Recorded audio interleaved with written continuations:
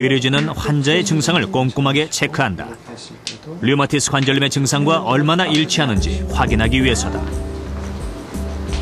그리고 관절이 망가져 뼈가 변형되진 않았는지 엑스레이 촬영을 한다. 또 혈액 검사도 유용하다. 피 속의 류마티스 인자가 얼마나 높은지 측정하고 그 외의 이상 수치들도 분석한다. 최근 여러 가지 새로운 검사 방법들이 나오면서 류마티스 관절염의 진단에 도움을 주고 있다. 조기 진단을 위한 방법들이 연구되고 또 전문적인 류마티스 연구자들이 늘면서 류마티스 관절염의 진단 확률을 높여가고 있다.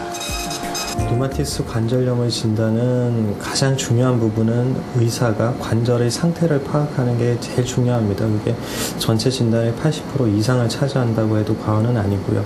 이제 실제로 관절 내에 염증이 있느냐부터 시작해서 그게 나타나는 위치나 분포, 그다음에 패턴 같은 것들을 살펴봐서 그걸로 류마티스 관절염은 거의 진단이 가능합니다. 실제로 그런 작업이 이루어지고 난 이후에 피검사로 류마티스 인자를 본다든지 엑스레이로 관절이 변형되거나 염증 상태를 본다든지 해서 그걸 확진할 수 있는 단계고요. 현재로서는 어떤 한 가지나 두 가지 정도의 피검사나 엑스레이만 가지고 류마티스다라고 얘기할 수 있는 거는 좀 한계가 있는 부분이고, 최근에는 연구 기법들이, 진단 방법들이 많이 발전이 돼서 어떤 좀 애매한 경우에, 진단이 확실치 않은 경우에 도움을 줄 수 있는 그런 것들이 많이 개발은 되고 있지만, 기본적으로 류마티스 관절염의 진단은 전문의가 관절 상태를 평가해서 진단을 내리는 게 가장 중요합니다.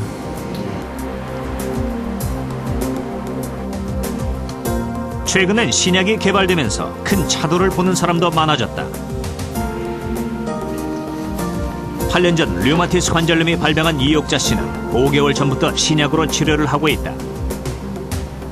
일주일에 2번 주사를 맞기 시작하면서 자리를 털고 일어날 수 있게 됐다. 얼마 동안 휠체어를 타셨어요? 병원 가볼 때? 병원 가고 그럴 때 이 주사 맞기 전에 계속 그렇게 탔지요.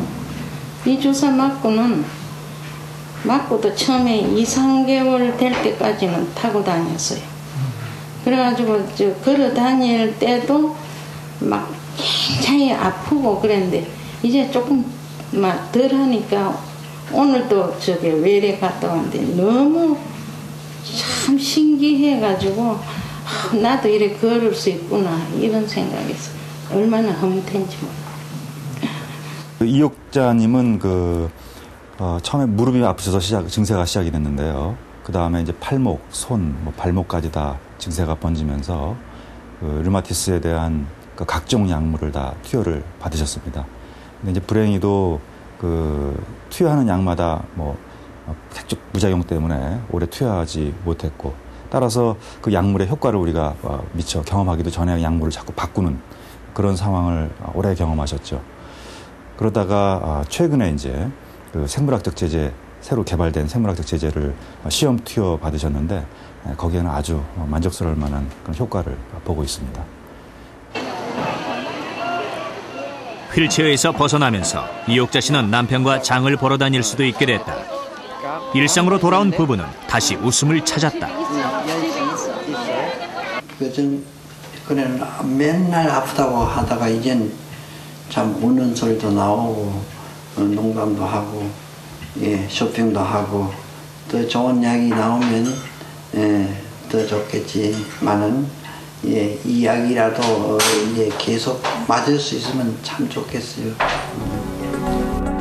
류마티스 관절염을 치료하는 데 쓰이는 약물은 항염 진통제와 항류마티스제로 나뉜다.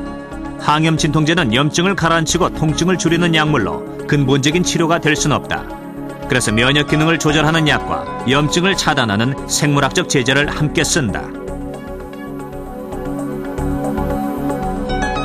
초기부터 약물 치료하는 게 원칙이에요. 약물 치료도 종류가 많아요. 소염제도 있고 항류마티스제도 있고 면역 억제제도 있고요.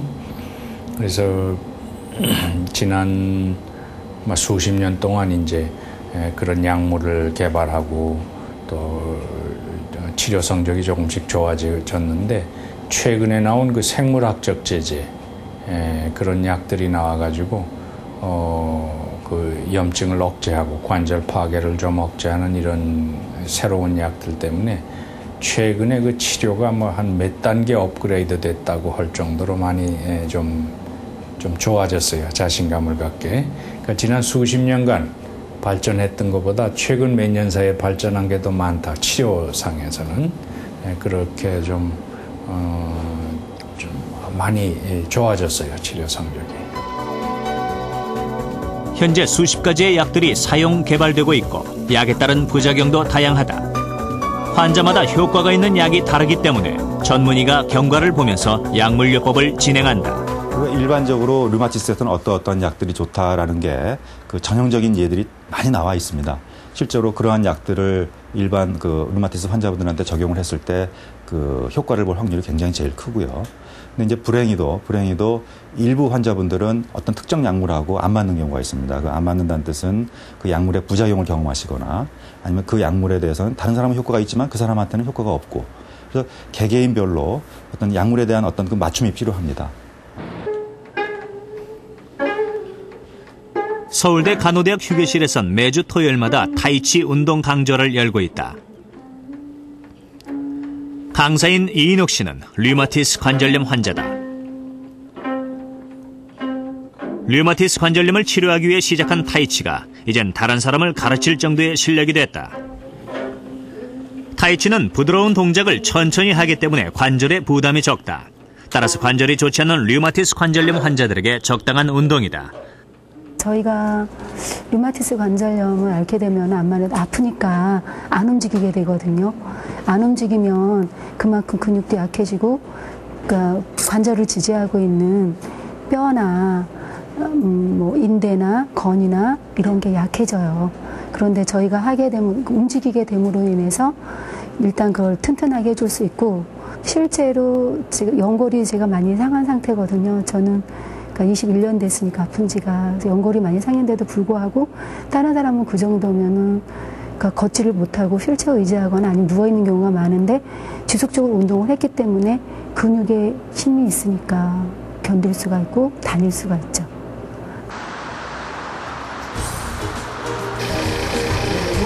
류마티스 관절염 환자들은 통증이 심해서 되도록 몸을 움직이지 않으려고 한다.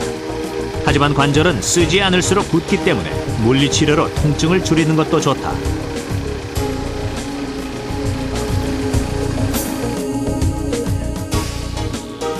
물리치료엔 찜질이나 초음파 치료 등 여러 가지 방법들이 있다. 저주파 전기치료도 전기 자극으로 통증을 없애는 데 도움이 된다. 류마티스 관절염 환자가 이제 급성기에 오면 관절도 붓고 염증 반응이 심하고 해서 굉장히 통증이 심합니다. 그럴 때는 움직이지 않고 좀 휴식을 취하는 것이 좋습니다. 그래서 약물 치료로서 통증을 제거하고 부종을 제거하는 것과 동시에 물리치료도 몇 가지 종류가 있습니다. 뭐 뜨거운 찜질 아니면 냉찜질 이런 것들을 해서 관절 주위에 있는 근육들 같은 데를 풀어준다든지 통증을 제거하고요. 관절의 통증이 어느 정도 완화되면은 그때부터 서서히 운동을 하는 게 중요한데요. 첫 번째 중요한 것은 관절이 굳지 않게 하는 겁니다. 관절 강직이 오면은 어차피 보행이나 일상생활 동작을 할 수 없거든요. 그래서 관절이 굳지 않으려면 하루에 적어도 3번 정도는 충분한 범위에 그 관절 운동을 시켜줘야 됩니다. 약해진 관절 근육을 단련시키기 위해 재활 운동도 꾸준히 해야 한다. 일주일에 3번 이상 관절을 적당히 움직이면 근력이 생겨 가벼운 운동도 할 수 있게 된다. 하나, 둘, 셋, 넷. 처음에는 배란간이 그랬어요. 저는 배란간이 걸음을 못 걸었거든요. 그래가지고 처음에는 이제 병원에 오니까 선생님이 이제 다 치료를 이제 여기서 이제 치료를 다 받고 검사를 다 했지 않겠어요. 그러고 났는데 선생님이 요거를 하라고 그러시더라고요. 걸음을 못 걸으니까. 그랬는데 이제 그거 이제 반복하면서 조금씩 그거 의자를 걷기 시작을 하니까 양중에는 한쪽 손으로 걷고 양쪽에는 조금씩 걷게 되더라고요. 관절이 많이 상했을 경우엔 물리 재활 치료나 약물 치료 외에 수술이 필요해지기도 한다. 김현순 씨도 그런 경우로 심한 통증으로 입원했다. 처음에 통증이 왔을 때는 정말 뭐 어떻게 뭐라고 형용할 수 없이 아파요. 꼼짝도 못하고 다리 하나 이렇게 옆으로